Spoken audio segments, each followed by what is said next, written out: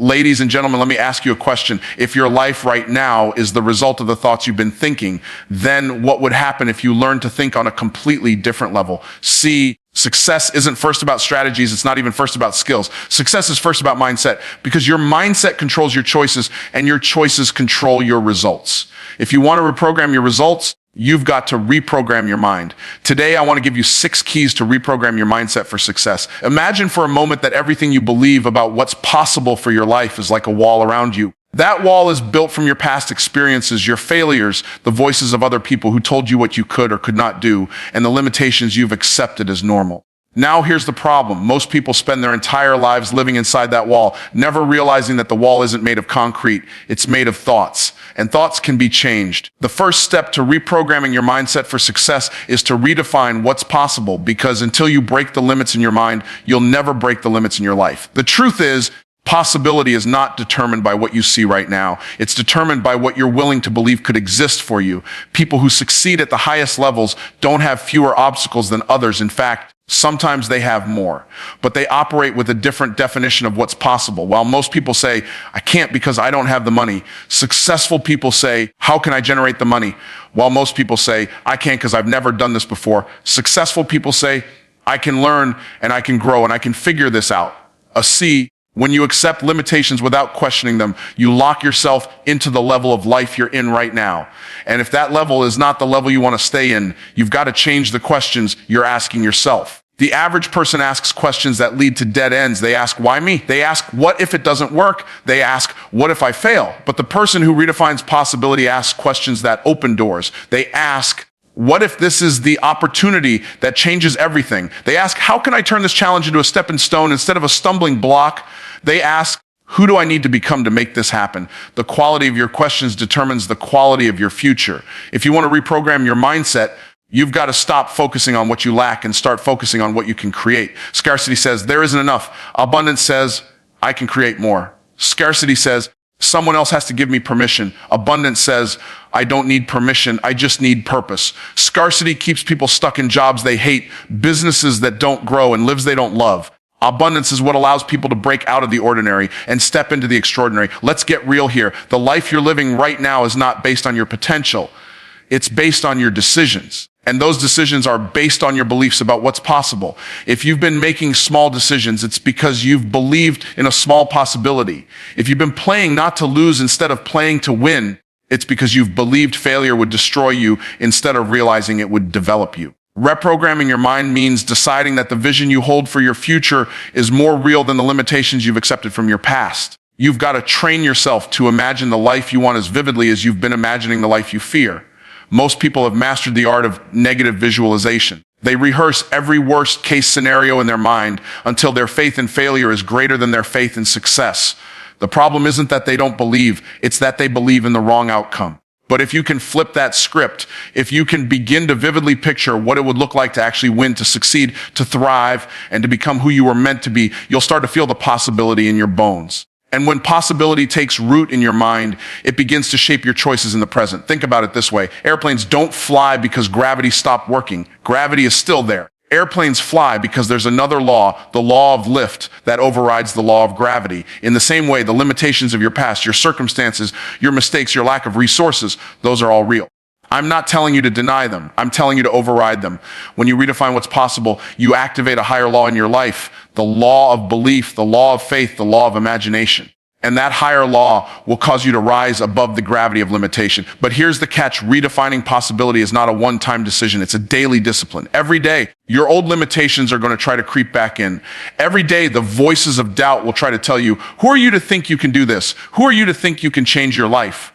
And every day, you've got to answer back with a bigger definition of what's possible. You've got to wake up and say, I am not limited by what I see. I am not confined by my circumstances. I am only defined by the possibilities I choose to believe.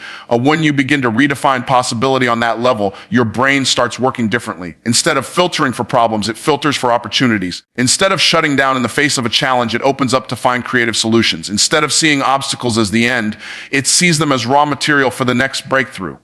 And the more you practice this, the more natural it becomes, until possibility is no longer just a concept you talk about. It's the atmosphere you live in. Every action you take and every decision you make flows out of the image you hold of yourself. If you see yourself as average, you will behave in ways that maintain average results. If you see yourself as extraordinary, you will rise to meet that image with extraordinary effort. The problem for most people is not lack of talent, not lack of opportunity, but lack of identity. They are living in a story about themselves that was handed to them by their past, their parents, their failures, or their critics, and they never stop to ask if that story was even true. To reprogram your mindset for success, you must upgrade your identity, because your identity sets the ceiling for what you believe is possible for you. Think about how people handle goals. Someone says, I want to make more money, and they get excited.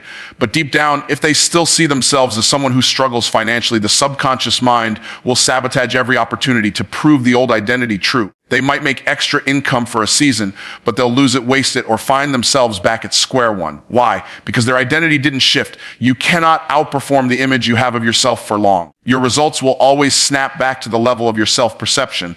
Upgrading your identity begins with your words. The most powerful voice you will ever hear is not from your boss, your spouse, your friends, or even your mentor. The most powerful voice you will ever hear is your own voice speaking to yourself. Every time you say, I am broke, I am tired, I am stuck, I am unlucky, you're programming your subconscious to live out that identity. And every time you declare, I am resourceful, I am capable, I am called to win, I am becoming wealthy, you're reprogramming your subconscious to live out a higher reality.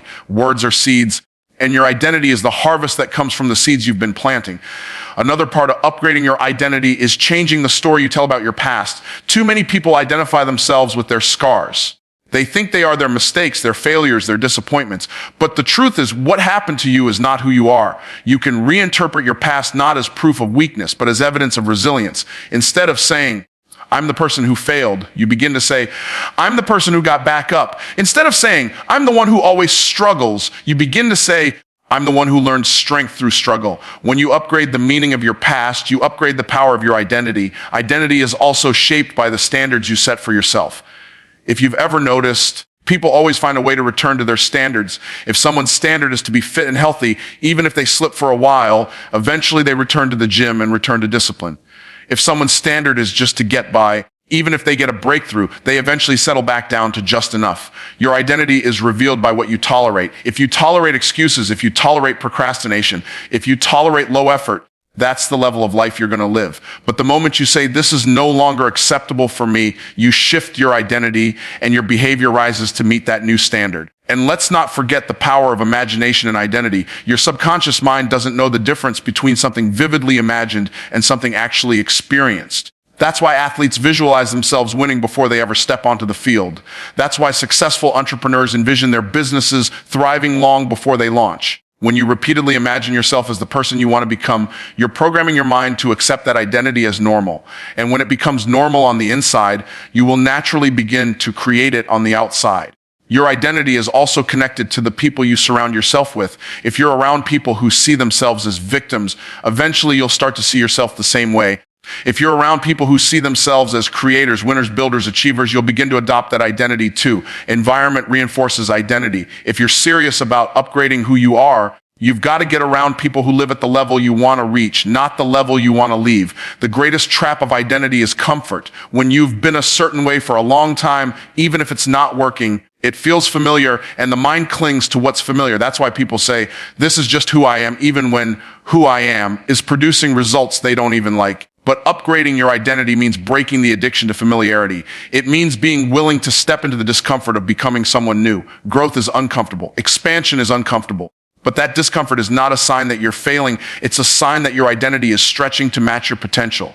Focus is one of the most underestimated forces in human potential. Most people think success comes from working harder, doing more, and filling every hour of the day with activity. But the truth is, success doesn't come from doing more. It comes from focusing more. Your life is the sum total of what you pay attention to. Whatever gets your focus gets your future. If you focus on fear, you multiply fear. If you focus on doubt, you multiply doubt. But if you focus on solutions, possibilities, and growth, you multiply success. The difference between people who rise and people who remain is not usually intelligence or opportunity. It is the discipline of focus. Think about how the human mind works. Your brain is constantly bombarded with information, millions of bits of data every single second. But your subconscious mind filters all of that through one thing: your focus. If you've ever been shopping for a car and suddenly started seeing that same model everywhere you go, you've experienced this. Those cars didn't magically appear overnight. They were always there.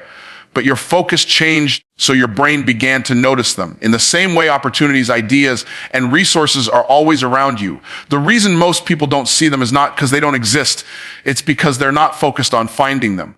When you train yourself to focus on the right things, you reprogram your entire mindset. Instead of seeing problems as obstacles, you begin to see them as puzzles that carry solutions. Instead of being paralyzed by fear, you use fear as fuel to prepare to move forward, to act wisely. Instead of dwelling on everything that's wrong, you begin magnifying everything that's possible. The law of focus is simple. What you magnify multiplies. If you magnify the problem grows. If you magnify the solution grows. Distraction is the enemy of success because it scatters your focus. And a scattered focus is a wasted life. A magnifying glass doesn't start a fire by being moved around constantly. It starts a fire by being held steady in one place. Your energy works the same way. If you keep shifting it from one thing to another, you never create impact. But when you hold it steady on a single target, you create results that seem almost miraculous. People often say they don't have enough time, but the truth is the problem is not time, it's focus. Time is constant. Focus is the variable. Another key part of mastering focus is learning how to control your internal dialogue. Most people lose focus not because of outside distractions, but because of the conversations they're having with themselves. They start working on a dream, then they think about their failures, they think about their doubts, they think about what others might say, and their attention shifts inward to fear instead of outward to action. The way to overcome this is to deliberately choose the words you allow to live in your mind. Feed your focus with words of faith, with affirmations of ability, with declarations of possibility. The more you fill your mind with what empowers you, the less room there is for what distracts you. Focus also requires priority. If everything is important, then nothing is important. People sabotage their own success by trying to do 100 different things with divided attention instead of doing the few things that matter most with total attention. The most successful individuals understand that they don't need to chase every opportunity. They need to focus on the right opportunities. The question is not, what can I do? The question is, what must I do that will create the biggest impact? When you identify that, you put your energy there and let go of the rest. You've also got to be aware of how your environment shapes your focus. If you are constantly surrounded by negativity, gossip, and low-level conversations, it doesn't matter how disciplined you are, your focus will be pulled in the wrong direction. But if you put yourself in environments where people are building, where conversations are about ideas, where the atmosphere is charged with possibility, your focus naturally elevates. That's why environment is not neutral. It either trains your focus upward or drags it downward. And let's not overlook the role of clarity and focus. You cannot focus on what you cannot define. Many people say they want success, but they have no clear picture of what that success looks like. They want more money, but can't define how much. They want a better life, but can't describe it. Lack of clarity creates scattered focus. The clearer your vision, the sharper your focus. When you know exactly what you're aiming for, distractions lose their power because you can immediately tell whether something aligns with your goal or pulls you away from it. Mastering the power of focus also means learning to say no. Every yes you give to something insignificant is a no to something that could change your life. Successful people are not people who say yes to everything. They are people who protect their focus by saying no to what doesn't matter. Saying no is not rejection, it's redirection. It's protecting your future from being stolen by distractions that look urgent but are not important. Failure is one of the most misunderstood experiences in life. People are conditioned from childhood to avoid it at all costs, to see it as shameful, to treat it as final. In school, you are taught that getting the wrong answer is a sign of weakness, that mistakes are punishable, that success only belongs to those who never get it wrong. But in the real world, failure is not the opposite of success. It is the preparation for it. Every successful person you admire has a long trail of failures behind them. And the only difference between them and those who quit is that they redefined what failure means. When you change your relationship with failure, you change your capacity for success. Most people run from failure because they think it says something about who they are. They believe failing means they are a failure. That belief locks them in fear, and fear keeps them from taking the risks required to grow. But failure is not identity, it is information, it is feedback, it is a teacher that points out what works and what doesn't. If you can detach your sense of self-worth from the outcome and see failure as a tool instead of a verdict, you unlock the freedom to keep moving forward until you succeed. Think about how children learn to walk. They take a step, they fall down, they try again. No child ever falls and says, I guess walking isn't for me. They fall thousands of times, but they keep going until walking becomes second nature. Somewhere along the way, as adults, we lose that resilience. We fail at something once or twice and immediately label ourselves as incapable. But the truth is, failure is not a sign to stop. It is a signal to adjust. Children succeed at walking not because they never fall, but because they interpret falling as part of the process. If you could return to that mindset, failure would no longer intimidate you. Every time you fail, you gain data. That data reveals where your approach needs refining, where your preparation needs strengthening, where your strategy needs improving. Failure gives you clarity about what not to do, and that clarity shortens the distance to what will work. People who run from failure also run from growth, but people who embrace failure gather wisdom, and that wisdom compounds into mastery. The faster you fail, the faster you learn, and the faster you learn, the faster you win. Rewiring your relationship with failure also means reframing the stories you tell yourself. Instead of saying, I failed, so I'm not good at this, you begin to say, I failed, so now I know one way that doesn't work. Instead of saying, I tried, but it didn't work, so I'll stop, you say, I tried, it didn't work, but I'm closer to figuring out how it does work. The story you attach to failure determines whether it becomes a wall or a stepping stone. People who tell empowering stories about failure rise higher because they refuse to let temporary defeat become permanent identity. It's also important to understand that failure is a sign you are in motion. The only people who never fail are people who never try. If you are failing, it means you are attempting something new, stretching beyond comfort, expanding into new territory. Failure is evidence that you are in the game. While fear of failure is evidence that you are sitting on the sidelines, you cannot win a race you never enter, and you cannot succeed at anything you never attempt. So instead of seeing failure as something to be ashamed of, begin to see it as proof that you are moving toward your future. The greatest innovations in history came through repeated failure. Thomas Edison didn't fail to make a light bulb thousands of times. He discovered thousands of ways not to make a light bulb. Each attempt brought him closer to the design that worked. That same principle applies to your business, your relationships, your finances, your personal growth. Every time you try and it doesn't work, you are eliminating an ineffective approach and getting closer to the one that produces the result you want. Failure also humbles you in a way success never will. It strips away arrogance, teaches patience, and reveals your true commitment. Success might inflate your ego, but failure builds your character. Success might make you feel good, but failure makes you strong. Without failure, success becomes fragile because you never develop the resilience to handle the challenges that come with it. With failure, success becomes sustainable because you know how to rise, how to adapt, how to persist when things don't go as planned. You cannot reprogram your mind for success without also reprogramming how you view failure. If you continue to see it as a threat, you will avoid opportunities. But if you see it as training, you will pursue opportunities with boldness. If you continue to see it as proof of weakness, you will retreat. But if you see it as proof of effort, you will advance. If you continue to see it as final, you will stop moving. But if you see it as feedback, you will keep improving. Failure only destroys those who misinterpret it. It builds those who choose to use it. Your environment is one of the most powerful forces shaping your mindset, yet most people overlook it. They work hard on their goals. They try to think positive. They push themselves to improve, but they keep surrounding themselves with voices, habits, and atmospheres that pull them right back down. Environment is like software for your brain. It programs you whether you realize it or not. If you are serious about reprogramming your mindset for success, you must elevate your environment, because no matter how strong you think you are, the atmosphere you live in will eventually influence the life you create. Look at the people you spend the most time with. Are they building or are they complaining? Do they talk about ideas, opportunities, and solutions? Or do they talk about problems, gossip, and drama? Human beings naturally adapt to the level of those around them. If everyone in your circle thinks small, it becomes normal to think small. If everyone in your circle avoids risk, it becomes normal to play it safe. But if you surround yourself with people who dream bigger, act bolder, and pursue excellence, your standard rises automatically. You don't even have to force it. The environment itself pulls you upward. Your environment is not only about people, it's also about what you consume. The books you read, the podcasts you listen to, the videos you watch, the conversations you allow into your ears, all of it is shaping your beliefs. If you spend hours every day feeding on negativity, fear, and limitation, it is impossible to maintain a success mindset. But if you constantly feed your mind with knowledge, encouragement, and examples of people achieving great things, your subconscious starts to accept that level of success as normal. Elevating your environment is not just changing your physical space, it's also changing your mental diet. Consider how much of your environment is on autopilot. The notifications on your phone, the social media feeds you scroll through, the shows you watch, the background noise you allow, all of these are silently shaping your thought patterns. Every environment either drains you or develops you. Every input is either programming you for mediocrity or programming you for mastery. If you want to reprogram your mindset, you cannot leave your environment to chance and to intentionally design it. That means curating what you see, what you hear, and what you allow to influence you. Another dimension of environment is the physical space you occupy. Cluttered spaces create cluttered minds. Disorganized surroundings create disorganized thinking. When your environment is chaotic, it becomes harder to think clearly, harder to focus, harder to feel energized. But when your space is clean, orderly, and inspiring, it sends signals to your brain that align with clarity, focus, and energy. That's why high performers are intentional about where they work, where they think, and where they rest. They understand that their physical environment is not neutral. It's either reinforcing their discipline or reinforcing their distraction. It's also important to realize that your environment sets the boundaries for your standards. If you are in an environment where mediocrity is celebrated, you will feel like you are doing enough even when you are underperforming.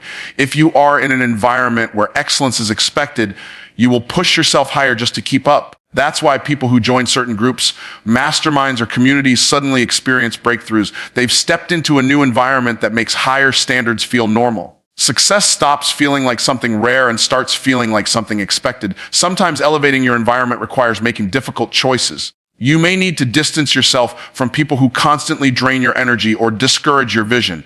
That doesn't mean you stop loving them. It means you stop letting them influence the atmosphere of your mind. Protecting your environment is protecting your destiny. You cannot keep toxic influences close and expect to stay focused on growth. You cannot keep voices of doubt loud in your life and expect to walk in confidence. Elevating your environment often means choosing growth over comfort, which is never easy, but always necessary. Technology has made it possible to create an elevated environment even if you don't live in one physically.